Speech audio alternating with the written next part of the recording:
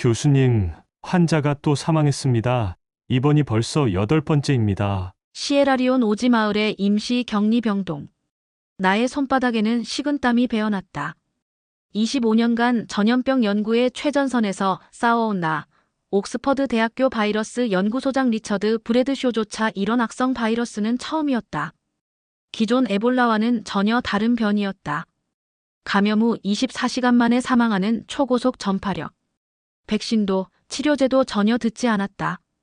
WHO가 보낸 최고의 의료진들도 속수무책으로 물러났다. 자, 미국 CDC팀이 방금 철수를 결정했답니다. 프랑스 의료팀도 이미 떠났어요. 교수님, 우리도 이만 철수해야 하지 않을까요? 이대로는 마을 전체가 전멸할 수도 있다는 절망감이 엄습했다. 그때였다. 여기가 임시 격리 병동이죠? 한 무리의 의료진이 방호복을 입고 들어왔다. 태극기 패치가 눈에 들어왔다. 대한민국 K-EMT 의료지원팀입니다. WHO의 요청으로 파견되었습니다. 그들의 등장이 내 인생과 세계의학의 패러다임을 완전히 바꿔놓을 줄은 그때는 몰랐다. 안녕하세요. 감동 주파수 채널의 작가 수희입니다. 오늘의 이야기도 재미있게 시청해주시고 좋아요와 구독 한 번씩 부탁드립니다. 감사합니다. 안녕하세요. 제 이름은 리처드 브래드쇼입니다. 영국 옥스퍼드 대학교 바이러스 연구소 소장이자 왕립학회 석학회원으로 지난 25년간 세계의 주요 전염병 현장을 연구해왔습니다. 2003년 홍콩의 사스 사태 때는 최초로 바이러스의 전파 경로를 밝혀냈고 2012년 중동의 메르스 사태 때는 백신 개발 총책임자를 맡았습니다. 네이처지에 실린 제 논문만 42편 세계보건기구 WHO에서 수여하는 올해의 연구자상도 2차례 수상했죠. 하지만 2024년 1월 시에라리온에서 발생한 신종 에볼라 바이러스는 제 모든 경험과 지식을 무력화시켰습니다. WHO 긴급대책본부로부터 첫 연락을 받은 건 1월 15일 새벽이었습니다. 첫 감염자 발생 후 72시간 만에 마을 전체가 봉쇄되었다는 소식. 특히 충격적이었던 것은 감염 후 사망까지 걸리는 시간이 24시간에 불과하다는 점이었습니다. 즉시 현장으로 향했습니다. 제 연구소에서 개발 중이던 최신 백신 샘플도 챙겼죠. 그러나 도착한 현장은 제 예상을 완전히 벗어났습니다. 기존 에볼라와는 전혀 다른 양상이었어요. 환자들의 면역 체계가 믿을 수 없는 속도로 파괴되고 있었고 어떤 치료제도 효과를 보이지 않았습니다. 미국 CDC팀, 프랑스 의료지원단, 독일 연구팀, 세계 최고의 전문가들이 하나둘 포기하고 철수했습니다. 제가 가져온 최신 백신마저 무용지물이었죠. 25년간 쌓아온 제 연구 경력이 한순간에 무너지는 기분이었습니다. 격리병동의 상황은 참혹했습니다. 감염된 지 12시간 만에 다발성 장기 부전이 시작되고 24시간이 지나면 사망하는 무서운 패턴의 반복. 현장에 남은 의료진들은 속수무책으로 환자들의 죽음을 지켜볼 수밖에 없었습니다. 그때 예상치 못한 곳에서 희망이 나타났습니다. 한국의 K-EMT 의료지원팀이었죠. 처음에는 의아했습니다. 세계 최고의 의료진들도 손을 든 상황에서 이 동양의 작은 나라 의료팀이 무엇을 할 수 있을까? 하지만 그들의 등장은 곧 제 인생과 세계의학의 패러다임을 완전히 바꿔놓게 됩니다. 시에라리온의 오지 마을은 완전히 고립된 상태였습니다. 외부와의 모든 접촉이 차단되었고 마을 전체 인구 2,800명이 공포에 휩싸여 있었습니다. 매일 밤 들려오는 통곡 소리, 불안에 떠는 주민들, 무질서하게 들끓는 현장. 25년간의 제 경험으로도 수습하기 힘든 상황이었습니다. 봉쇄 12일차 저는 마을의 극적인 변화를 목격하고 있었습니다. 한국의료지원단의 박성훈 단장이 이끄는 의료진들은 제가 지금까지 보아온 그 어떤 의료팀과도 다른 방식으로 상황을 통제해 나갔습니다. 처음에는 그들의 접근 방식이 매우 의아했습니다.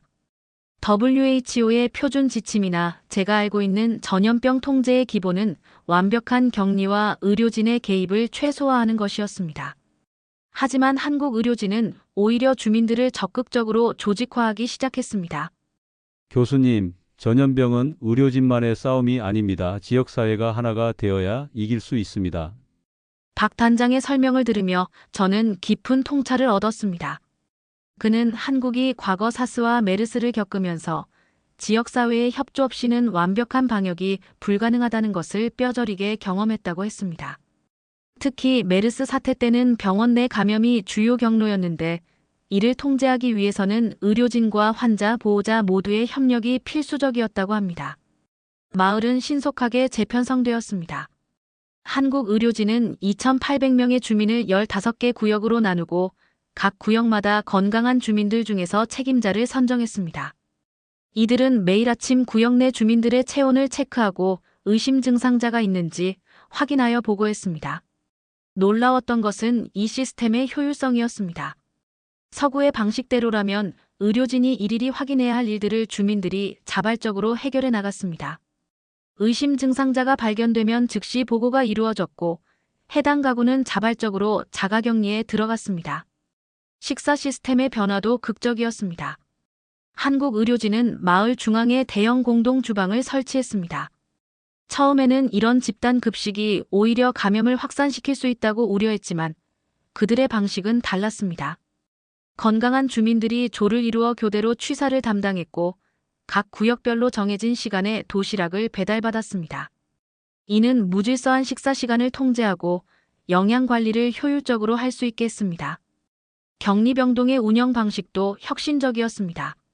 한국 의료진은 환자들을 완전히 고립시키는 대신 제한적이지만 가족들과의 소통을 허용했습니다.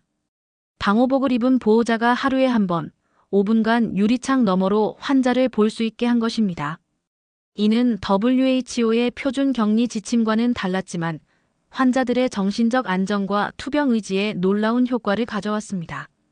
의료진들의 근무 방식도 인상적이었습니다. 그들은 서로를 가족처럼 대했고 이는 자연스럽게 현지 의료진들에게도 영향을 미쳤습니다. 12시간씩 이어지는 고된 근무에도 서로를 격려하고 배려하는 모습은 피로도가 극에 달한 상황에서도 의료진들의 사기를 높게 유지하는 원동력이 되었습니다. 특히 주목할 만한 것은 의료 물자 관리 시스템이었습니다. 한국 의료진은 부족한 물자를 놀라운 효율성으로 관리했습니다. 방호복 재사용이 불가피한 상황에서 그들은 소독과 관리 체계를 만들어 최대한의 안전을 확보했습니다. 심지어 현지에서 구할 수 있는 재료로 간이 소독제를 만드는 방법까지 고안해냈습니다. 우리는 이미 물자가 부족한 상황에서 의료 시스템을 운영해 본 경험이 있습니다. 봉쇄 15일차가 되었을 때 마을의 분위기는 완전히 달라져 있었습니다. 공포와 불안은 질서와 희망으로 바뀌었고 주민들은 더 이상 수동적인 환자가 아닌 적극적인 참여자가 되어 있었습니다. 이것이 바로 한국 의료진이 만들어낸 가장 큰 변화였습니다. 저는 이를 통해 중요한 깨달음을 얻었습니다. 전염병 통제는 단순히 의학적 처치나 격리만으로는 불가능하다는 것입니다. 지역사회의 협력, 효율적인 자원 관리, 그리고 무엇보다 인간에 대한 깊은 이해와 배려가 함께할 때 비로소 가능하다는 사실을 말입니다. 이것이 바로 한국 의료진이 세계에 보여준 새로운 의료의 패러다임이었습니다. 봉쇄 16일차 새벽 예상치 못한 폭우가 마을을 덮쳤습니다. 열대성 우기가 갑자기 찾아온 것입니다. 순식간에 마을 외곽의 임시 격리시설 3동이 침수되었고 하수도가 역류하기 시작했습니다. 이는 단순한 자연재해가 아닌 심각한 보건 위기였습니다. 오염된 물이 마을 전체로 퍼져나가면서 2차 감염의 위험이 급격히 높아졌기 때문입니다. WHO 매뉴얼대로라면 즉시 주민 대피령을 내려야 했지만 바이러스 확산 위험으로 인해 그럴 수도 없는 상황이었습니다. 우리에겐 시간이 없습니다. 72시간 안에 이 상황을 통제하지 못하면 모든 것이 끝입니다. 박성훈 단장의 말에는 절박함이 묻어났습니다. 하지만 그의 행동은 의외로 침착했습니다. 그는 즉시 비상대책회의를 소집했고 놀랍게도 이미 이런 상황에 대한 대비책을 준비하고 있었다고 했습니다. 한국은 매년 장마와 태풍을 겪으면서 재난 대응 시스템을 발전시켜 왔습니다. 이제 그 경험을 활용할 때입니다. 마을은 신속하게 재편성되었습니다. 15개 구역을 4개의 권역으로 통합하고 각 권역마다 배수로 복구팀, 시설 보수팀, 방역팀을 배치했습니다. 특히 인상적이었던 것은 각 팀의 구성 방식이었습니다. 의료진, 현지 건설 노동자, 그리고 일반 주민들이 함께 어우러져 일했습니다. 가장 시급했던 것은 침수된 격리시설의 환자들을 옮기는 일이었습니다. 한국 의료진은 마을 중앙의 학교 건물을 임시 격리병동으로 전환했습니다. 교실마다 방수 처리를 하고 임시 음압시설을 설치하는 모습은 마치 잘 훈련된 군인들 같았습니다. 어떻게 이런 시설을 이렇게 빨리 만들 수 있는 거죠? 제 질문에 박 단장은 잠시 일손을 멈추고 설명해 주었습니다. 한국은 병상이 부족했던 코로나19 시기에 학교나 체육관을 임시 병동으로 전환한 경험이 있습니다. 그때의 노하우를 여기에 적용한 것뿐입니다. 위생 문제도 심각했습니다. 하수도 역류로 인해 마을 전체가 오염될 위험에 처했지만 한국 의료진의 대처는 신속했습니다. 그들은 48시간 만에 15개의 임시 위생시설을 설치했고 각 구역마다 식수 담당자를 지정하여 끓인 물을 각 가정에 배달하는 체계를 구축했습니다. 이 과정에서 제가 특히 주목한 것은 주민들의 자발적인 참여였습니다. 한국 의료진은 각 가정에서 한 명씩 작업에 참여하도록 조직했고 노인들은 아이들을 돌보며 후방 지원을 맡았습니다. 처음에는 의아했지만 이것이 한국의 공동체 문화라고 박 단장은 설명했습니다. 재난 상황에서는 주민들의 참여가 핵심입니다. 전문가들의 힘만으로는 한계가 있습니다. 우리는 이미 수많은 자연재해와 전염병을 겪으면서 이것을 배웠습니다. 72시간의 사투 끝에 마을은 안정을 되찾았습니다. 놀라웠던 것은 이 기간 동안 단 한 명의 추가 감염자도 발생하지 않았다는 점입니다. WHO 관계자들은 이를 기적이라고 표현했지만 저는 이것이 철저한 준비와 경험이 만들어낸 필연적 결과라고 봅니다. 침수 사태는 오히려 한국 의료진의 진가를 입증하는 계기가 되었습니다. 그들은 단순히 질병만 치료하는 것이 아니라 모든 위기 상황에서 실질적인 해결책을 제시할 수 있는 능력을 갖추고 있었습니다. 이는 수십 년간 각종 재난과 위기를 극복하며 쌓아온 경험의 결과였습니다. 더욱 놀라웠던 것은 이 모든 과정이 체계적인 매뉴얼에 따라 진행되었다는 점입니다. 한국 의료진은 모든 상황에 대한 세부 지침을 가지고 있었고 이를 현지 상황에 맞게 유연하게 적용했습니다. 이는 제가 알고 있던 서구식 매뉴얼과는 완전히 다른 것이었습니다. 물이 빠진 자리에는 새로운 희망이 자라났습니다. 주민들은 자발적으로 마을 곳곳에 작은 텃밭을 만들기 시작했습니다. 한국 의료진이 알려준 방법대로 항바이러스 효과가 있는 채소들을 심은 것입니다. 이는 단순한 농사가 아닌 마을의 자생력을 높이는 새로운 시도였습니다. 이 경험을 통해 저는 중요한 사실을 깨달았습니다. 위기 대응에는 첨단 장비나 풍부한 물자보다 더 중요한 것이 있다는 점입니다. 그것은 바로 경험에서 우러나오는 실천적 지혜와 공동체의 힘이었습니다. 한국 의료진이 보여준 것은 바로 이것이었습니다. 봉쇄 21차 WHO에서 백신이 도착했습니다. 주민 2,800명의 생명을 위협하던 이 치명적인 바이러스와의 전쟁이 마침내 끝나가고 있었습니다. 하지만 이곳에서 일어난 진정한 기적은 따로 있었습니다. 세계 각국의 의료진들이 포기하고 떠난 이 죽음의 마을에서 한국 의료진은 끝까지 남아 환자들을 돌보았습니다. 그들이 보여준 것은 단순한 의료 지원이 아니었습니다. 박성훈 단장과 한국 의료팀은 환자를 가족처럼 대했고 마을 전체를 하나의 공동체로 만들어냈습니다. 매일 아침 7시 한국 의료진들은 각 격리실을 돌며 환자들의 상태를 꼼꼼히 체크했습니다. 방호복을 입은 채로 환자 한 명 한 명의 손을 잡아주고 비록 말은 통하지 않아도 따뜻한 미소로 희망을 전했습니다.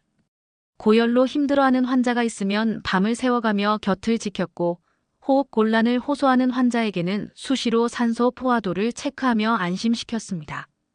한국의 자원봉사자들은 매일 따뜻한 식사를 준비했습니다. 영양가 있는 식사를 만들어 각 가정에 배달했고 특히 환자가 있는 가정에는 더 신경 써서 보살폈습니다. 아이들이 있는 가정에는 과일을 더 넣어주고 노인이 있는 가정에는 죽을 따로 준비했습니다. 이런 세심한 배려는 주민들의 마음을 감동시켰습니다. 우리는 의사이기 전에 인간입니다. 환자도 마찬가지입니다. 병을 치료하기 전에 마음부터 치유해야 합니다. 박 단장의 이 말은 제게 깊은 울림을 주었습니다. 서구 의학은 질병만 보았지만 한국 의료진은 사람을 보았습니다. 그들은 백신이 도착할 때까지 환자들이 희망을 잃지 않도록 끊임없이 격려하고 보살폈습니다. 한국 의료진의 헌신은 마을 전체에 변화를 가져왔습니다. 처음에는 두려움에 휩싸여 서로를 경계하던 주민들이 이제는 서로를 돕기 시작했습니다. 건강한 주민들은 자발적으로 나서서 환자 가족들의 집안일을 도왔고 아이들을 돌봐주었습니다. 특히 감동적이었던 것은 회복된 환자들의 변화였습니다. 그들은 자신의 경험을 살려 다른 환자들을 돕기 시작했습니다. 같은 고통을 겪었기에 더 깊이 공감할 수 있었고 더 따뜻한 위로를 전할 수 있었습니다. 이는 마을 전체의 희망의 메시지가 되었습니다. 봉쇄 기간 동안 놀라운 일이 일어났습니다. 전문가들은 이를 마음의 치유가 가져온 결과라고 평가했습니다. 절망 속에서도 희망을 잃지 않은 환자들의 면역력이 높아졌고 서로를 돕는 공동체의 힘이 회복을 앞당긴 것입니다. WHO 조사팀이 도착했을 때 그들은 놀라움을 감추지 못했습니다. 다른 지역에서는 주민들이 서로를 경계하고 두려워했지만 이 마을은 달랐습니다. 주민들은 서로를 돕고 의지했으며 한국 의료진을 자신들의 가족처럼 따랐습니다. 이곳에서 일어난 일은 단순한 의료 지원의 성공을 넘어섭니다. 이는 인류애가 만든 기적입니다. WHO 수석 조사관의 이 말은 전 세계 의료계에 깊은 울림을 주었습니다. 마을을 떠나기 전날 밤, 주민들은 작은 감사 행사를 준비했습니다. 현지 전통음악에 맞춰 춤을 추고 노래를 부르며 한국 의료진에 대한 감사의 마음을 표현했습니다. 그 순간 저는 깨달았습니다. 진정한 치유는 약물이나 수술이 아닌 인간에 대한 깊은 이해와 사랑에서 시작된다는 것을 이제 저는 확신을 가지고 말할 수 있습니다. 한국의 의료진이 이룬 기적은 첨단 의료기술이나 새로운 치료법이 아니었다고. 그것은 인간에 대한 깊은 애정과 배려, 그리고 끝까지 포기하지 않는 헌신이었습니다. 그들이 보여준 정의 힘은 어떤 바이러스보다도 강했습니다. 이것이 바로 제가 아프리카의 작은 마을에서 목격한 한국이 세계에 보여준 새로운 희망이었습니다. 영국으로 돌아온 지 6개월. WHO는 시에라리온 마을의 사례를 21세기 의료의 새로운 이정표로 지정했습니다. 사망률을 70% 낮추고 감염 확산을 효과적으로 막아낸 한국 의료진의 성과는 전 세계 의학계에 큰 충격을 주었습니다. 저는 지난 6개월간 옥스퍼드 대학교에서 이 경험을 분석하고 연구했습니다. 처음에는 많은 동료 연구자들이 회의적이었습니다. 첨단 장비도 새로운 약물도 없이 어떻게 이런 성과를 낼 수 있었는지 이해하지 못했기 때문입니다. 하지만 데이터는 분명했습니다. 한국 의료진이 도착한 후 환자들의 면역 수치가 놀랍게 향상되었고 스트레스 호르몬 수치는 크게 감소했습니다. 특히 주목할 만한 것은 지역사회의 변화였습니다. 한국식 공동체 시스템 도입 후 주민들의 자발적인 방역 참여도가 185% 증가했습니다. 이것은 단순한 의료 지원의 성공을 넘어선 새로운 패러다임이라고 WHO 사무총장은 연례 보고서에서 평가했습니다. 박성훈 단장과 한국 의료진은 현재 WHO 자문단으로 활동하고 있습니다. 그들은 세계 각지의 의료진들에게 한국의 경험과 지혜를 전수하고 있습니다. 정의 문화, 공동체 정신, 그리고 인간 중심의 의료 서비스. 이것들은 이제 세계 의학계의 새로운 표준이 되어가고 있습니다. 저는 매주 화요일 의과대학 학생들에게 이 경험을 강의합니다. 미래의 의사들은 놀라운 관심을 보입니다. 그들은 첨단 의학 지식뿐만 아니라 인간을 보는 따뜻한 시선도 배우고 싶어 합니다. 최근 저는 새로운 연구 프로젝트를 시작했습니다. 공동체 기반 의료 시스템이라는 주제로 한국의 경험을 세계 각지에 적용하는 방안을 연구하고 있습니다. 지난달 박성훈 단장이 보내온 편지에는 이런 구절이 있었습니다. 우리가 시에라리온에서 보여준 것은 한국의 오랜 지혜입니다. 어려울 때 서로 돕는 정의 문화, 함께 힘을 모아 위기를 극복하는 협동 정신. 이것이 우리의 진정한 힘입니다. 이제 저는 확신합니다. 미래의 의학은 기술의 발전만이 아닌 인간에 대한 깊은 이해와 사랑을 바탕으로 발전할 것이라고. 한국의 의료진이 아프리카의 작은 마을에서 보여준 그 가치가 세계의학의 새로운 이정표가 될 것이라고 말입니다. 오늘도 긴 시간 시청해주셔서 감사합니다. 더 감동적인 사연으로 찾아뵙겠습니다. 항상 건강과 행복이 가득하시길 바랍니다. 구독, 좋아요는 제게 큰 힘이 됩니다. 꼭 부탁드립니다.